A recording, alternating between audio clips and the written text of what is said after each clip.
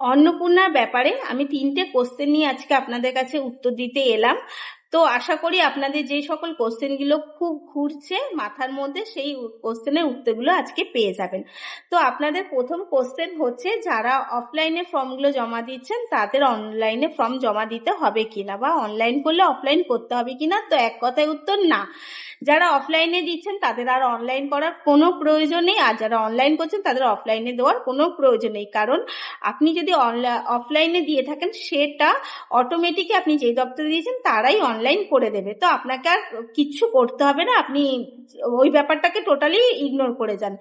দ্বিতীয় হচ্ছে যে অন্নপূর্ণা টাকা ঢুকছে না কেন, তার উত্তরে হচ্ছে যে 3 তারিখ পর্যন্ত অন্নপূর্ণা যে পোর্টালটা ছিল, সেই পোর্টালটা ছিল কিন্তু টোটালি লক্ষ্মী ভান্ডার থেকে অন্নপূর্ণায় কনভার্ট হয়েছিল, এবং সেই ক্ষেত্রে ডাইরেক্ট টাকাটা 3 তারিখে সবার অ্যাকাউন্টে ঢুকে গেছে। কিন্তু 3 তারিখের পর লক্ষ্মী ভান্ডারের যে পোর্টালটা সেটা টোটালি অফ হয়ে গেছে, এবং অফ হওয়া ধরুন এখন নতুন অর্ডার এসে যে এখন সব বাড়ি ভেরিফিকেশন হবে, তারপর সেটা অনলাইন হবে, অনলাইন হওয়ার পর কিন্তু টাকা ছাড়া হবে।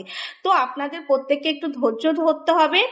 আর যারা বলছেন যে টাকা ঢুকছে না বা টাকা ঢুকেছে, টোটালটাই আমার তথ্য পাওয়া অনুযায়ী, কারণ আমি মিউনিসিপ্যালিটির একজন যিনি এই হেডে রয়েছেন তার সাথে কনভারসেশন করে তারপরেই আমি আপনাকে তথ্যটা দিচ্ছি, যে তিনি বলেছেন কোনো টাকা এখন ছাড়া যাচ্ছে না, টোটালটাই আবার নতুন করে পোর্টালে আপডেট করতে হবে, তারপরে টাকা ছাড়বে।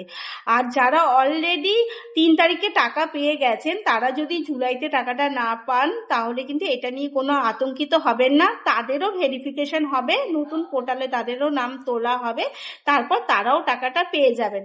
আর কেউ যদি ধরুন জুন মাসে জমা দিয়েছেন কিন্তু জুন মাসে টাকাটা পাচ্ছেন না, সেই ক্ষেত্রে কিন্তু আপনার যেই দিনই টাকাটা পাবেন আপনি জুন মাস থেকে টাকাটা পুরো টাকাটা পেয়ে যাবেন। তো এটা নিয়ে আপনারা আতঙ্কিত হবেন না, একটু ধৈর্য ধরুন। আর ভেরিফিকেশনের ব্যাপারটা হচ্ছে কিন্তু সবটাই হচ্ছে অফলাইনে, ওরা চেষ্টা করছে ডোর টু ডোর গিয়ে অফলাইনে ভেরিফিকেশন করতে। আর কিছু ক্ষেত্রে যদি সম্ভব না হয়, যদি ফোনে আপনার করে, তো ফোনে যদি অনলাইনে ভেরিফিকেশন, সেই ক্ষেত্রে শুধুমাত্র আপনি যে সকল তথ্যগুলো তাদের সাবমিট করেছেন তার ওপরেই কিন্তু আপনার কাছে ভেরিফিকেশনটা হবে, আদার্স কিছু ওটিপিও চাইবে না বা কিছু চাইবে না। তো এই সকল দিকগুলো আপনারা ভীষণ সিনসিয়ারভাবে মেনটেন করুন। আর আমি বলবো সোশ্যাল মিডিয়ায়, অবশ্য আমিও সোশ্যাল মিডিয়াতেই দিচ্ছি, তারপরেও সবার কথায় কান না দিয়ে একটু পারলে সেরকম হলে আপনি আপনার সামনে যে দপ্তরটা রয়েছে সেই দপ্তরে চলে যান, গিয়ে সেখান থেকে সঠিক তথ্যটা জেনে নিন, ওর কথায় কান দিয়ে ভুল কিছু করতে যাবেন না। তো যদি ভালো লাগে অবশ্যই জানাবেন, আর যদি কিছু জানার থাকে তাহলেও কিন্তু কমেন্টে জানাতে পারেন, আমি চেষ্টা করব পুরো তথ্যটা সঠিক দেওয়ার।